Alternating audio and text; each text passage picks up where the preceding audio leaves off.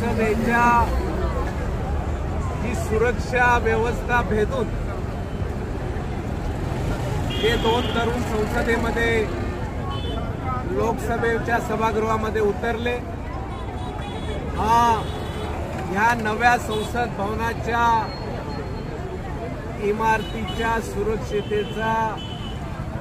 सुरक्षतेवर मोठा प्रश्नचिन्ह उभा राहण्याचा हा प्रसंग घडला आणि पुन्हा एकदा हा देश सुरक्षित नाही, देशाची संसद सुरक्षित नाही हे खुलेआमपणानं समोर आलं आणि अशा वेळेला या गंभीर प्रश्नावर माननीय गृहमंत्री अमित शहा आणि माननीय पंतप्रधान नरेंद्र मोदी यांनी या प्रश्नावर चर्चा करावी एवढीच मागणी या खासदारांनी केली असताना ती मागणी धुडकावून देऊन हुकुमशाही पद्धतीनं इंडिया आघाडीचे 90% खासदार म्हणजे 146 खासदारांना तुम्ही निलंबन केलं, यामध्ये देखील तुम्ही भेदभाव केलेला आहे। त्यांचा दोष काय?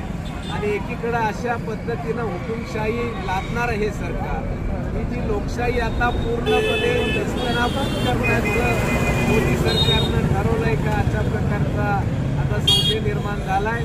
माहिती नाही, कदाचित पुढच्या वेळेला ही सगळं लोकशाहीच्या माध्यमातून निवडणूक होईल किंवा नाही।